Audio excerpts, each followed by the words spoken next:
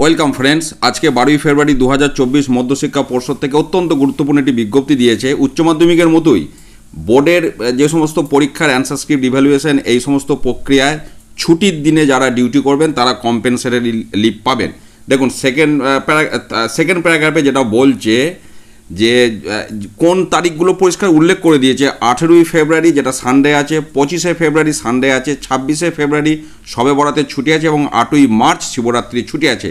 এই দিনগুলি ইভ্যালুয়েশন প্রসেসের জন্য যদি কোনো শিক্ষক শিক্ষিকা বা কোনো ব্যক্তি এনগেজ থাকেন তিনি কম্পেনসেটরি লিভ পাবেন।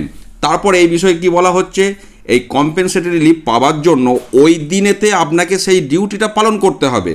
তার প্রমাণস্বরূপ আপনাকে যে কাগজটা দেবেন হেড এক্সামিনার বা এক্সামিনার যেখানে যেটা অ্যাপ্লিকেবল, সেই কাগজটা নিয়ে আপনাকে বিদ্যালয়ের প্রধান শিক্ষককে সেটা দেখাতে হবে। এখানে পরিষ্কার বলেছে, personally present on set dates and subsequently with the proof of attendance on the mention dates have to apply for the compensatory leave to the concern head of the institution.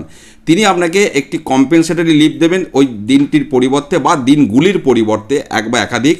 সেই কম্পেনসেটরি লিভটা আপনাকে 30 April 2024 মধ্যে নিয়ে নিতে হবে, অবশ্য excluding on the days of examination, অর্থাৎ এর মাঝখানে উচ্চ মাধ্যমিকের পরীক্ষা আছে সেই দিনগুলিতে আপনি ছুটি নিতে পারবেন না কম্পেনসেটরি লিভটা।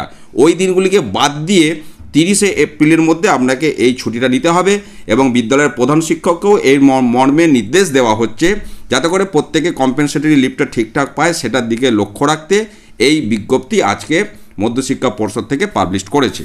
ভালো থাকুন, সুস্থ থাকুন, ধন্যবাদ।